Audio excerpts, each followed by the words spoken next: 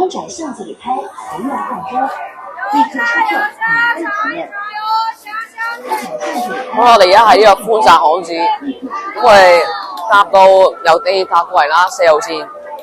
咁其實本身個站咧，其實係好似都係古屋咁嘅主題嘅，佢成個裝飾都好靚嘅地鐵站。咁呢度咧，其實寬窄巷子咧係清朝嗰陣時已經起㗎啦。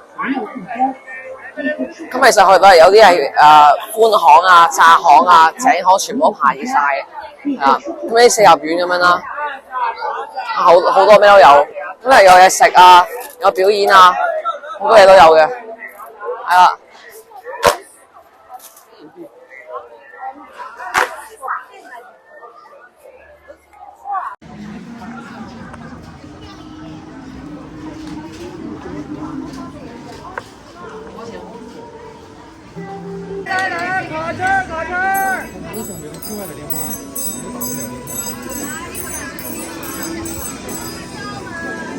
好，我哋一入去睇下四合院啦。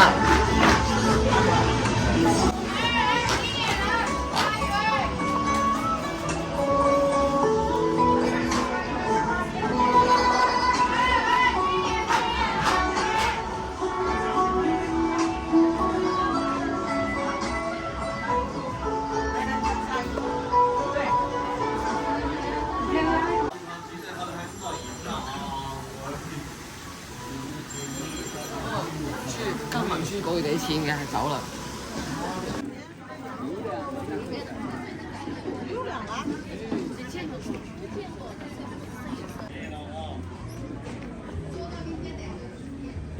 所有的节目都有的看啊，茶水的包开，不用单点了，没有其他的费用了啊。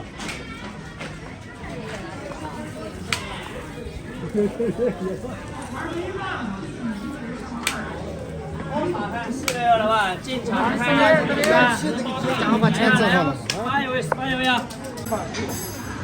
係啊，後面咧就係Starbucks 啦，Starbucks Coffee。咁你杯咖啡就得咯。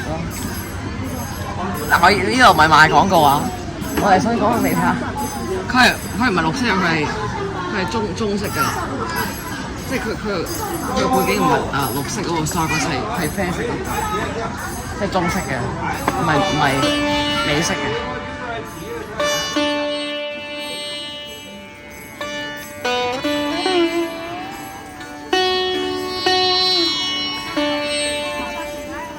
我想飲杯茶咧，就可以嚟呢間喜茶。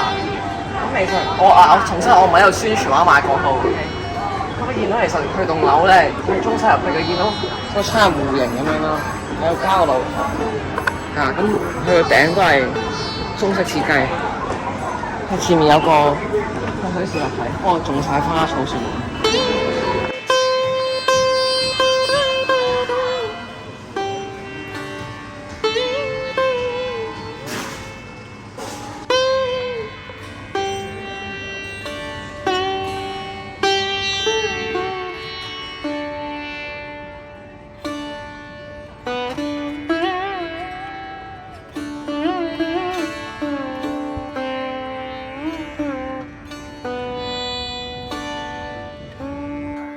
好啦，咁其實寬窄巷子嘅站咧有啲分別嘅，即係有少少唔同。咁其實佢呢度都係古式，即係古樓嘅設計，咁好搞笑嘅嘢。即係唔係隻月台，大堂都有嘅，成個站都係啊。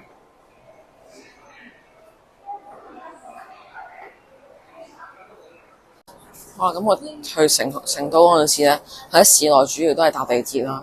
咁大家都知道四川咧，成都都係主要都係熊貓出名啦。咁所以啲扶手都係全部都係熊貓主題，嗰陣啲廣告就會擺喺呢度咯。不過係冇廣告呢度，係啦。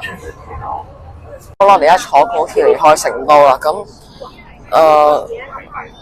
check out 嗰陣時咧，退房嗰陣時咧就送咗一個熊貓俾我，真係好好，唔使俾錢。係啦。咁而家行得好快高鐵，我哋俾你哋大家估下。我哋去下一城市去邊度？上一集應該我講嘅。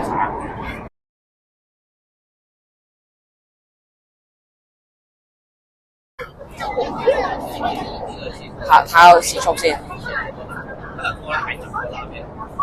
哇，347，好快！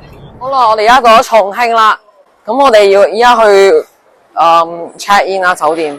咁我哋搭地鐵由高鐵站過嚟呢度啦。咁其實喺個地鐵站咧，我哋嚟個出口咧已經行咗成7分鐘到啦，真係好耐啊！咁你一出咧，仲要上好多樓梯啦，同埋同埋好易蕩失路啊，因為條路都好長，同埋有好多分叉位啊，係啊，所以呢個城市咧係應該唔啱冇人家嘅，所以係啊啲行動不便嘅嗰啲咧就唔建議嚟呢度啊，係啊，我而家繼續行。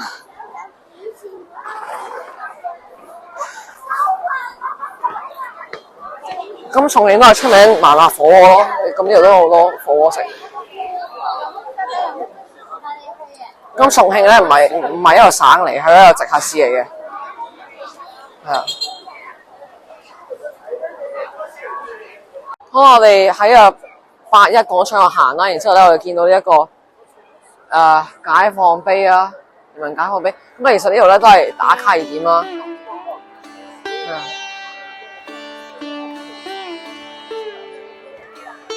咁呢個步行街咧，其實都好多嘢食。